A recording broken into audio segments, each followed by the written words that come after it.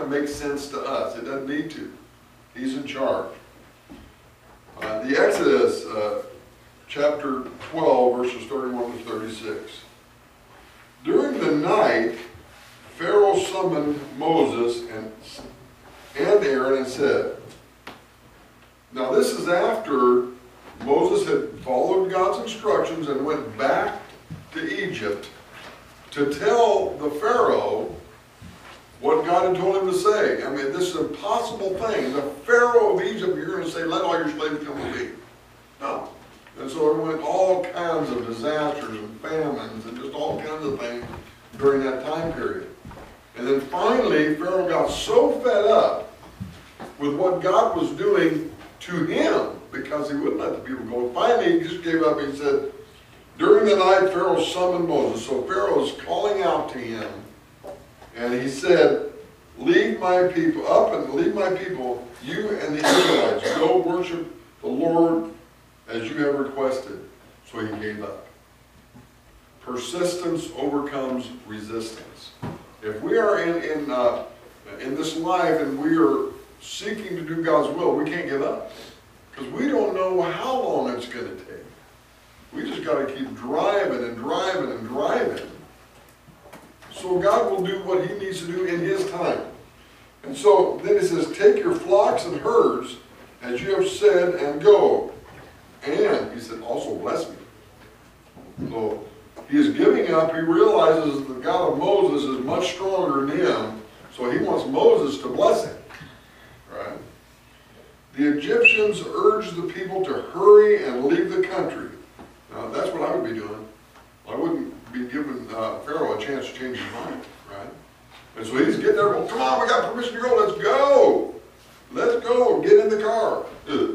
For otherwise, they said, we will all die.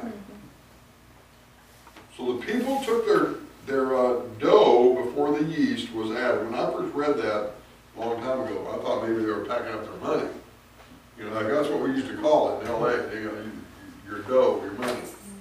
That's not what it is. Before the yeast was added and carried it on their shoulders in kneading troughs, wrapped in clothing. The Israelites did as Moses instructed and asked the Egyptians for articles of silver and gold and for clothing. The Lord made, not Moses, check this out, the Lord had made the Egyptians favorably disposed toward the people, and they gave them what they asked for. Can you imagine that? Here, the Egyptians are losing their slaves. And now the slaves are saying, now, by the way, you know that trinket you got over there, that gold thing, we need that, we need this, you know, kick it down. And they give them their good stuff. So they plundered the Egyptians. Now, can you imagine what it must have looked like? The nation of Israel marching on that. Does anybody know how many people? 600,000 men, not including their wives and children. Exactly, 600,000 men, plus their wives and their kids. You know, well over 1 million people marching through the desert. This had to be a heck of a sight. We don't think about a lot about the everyday things that they had to prepare food. For 1 million people? Every day? You imagine the size of the outhouse? I mean, you know, these things we don't think about a lot, but on my mind is kind of a weird thing. And it goes off into all these. If we had a group of 100 people camping out, you know, what would we have? We'd have all kinds of things for cooking food, bathrooms, all kinds of stuff set up. They had to do the same thing we did, right? So think about all the stuff that had to be done. And also, 600,000. Do you know how long it would take for Americans to abort that many babies right now? 5 months. In 5 months, this nation kills 600,000 people. They could kill the whole nation of Israel in 1 year. Can you imagine that? And we do it now. The American Holocaust is going on right now. That's sad. But Moses, during all this time, Moses is struggling to get these people through the desert, trying to get them to trust God, and they're whining and complaining. And Moses is kind of getting fed up with this. You know, he is a human. And so Moses made probably the biggest mistake of his whole life, and we would even look at something like this as insignificant. But the key here is knowing not how we look at things, but how does God look at things.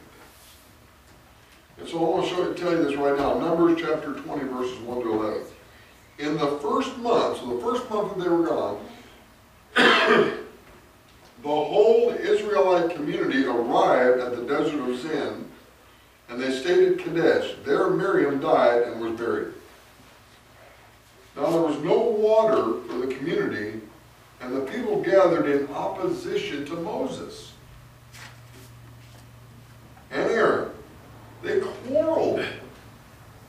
They're rising up against Moses and Aaron.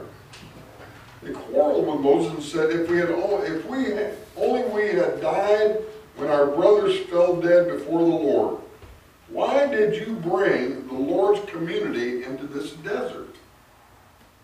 Well, we all know the answer to that, because that's what God told him to do.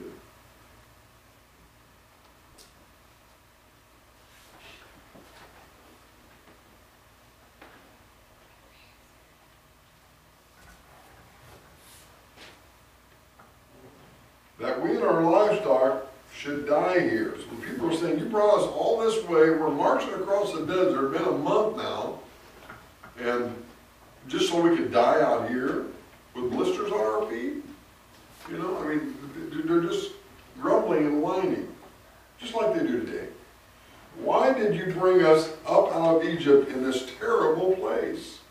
As if being beaten and killed by Pharaoh's men wasn't terrible.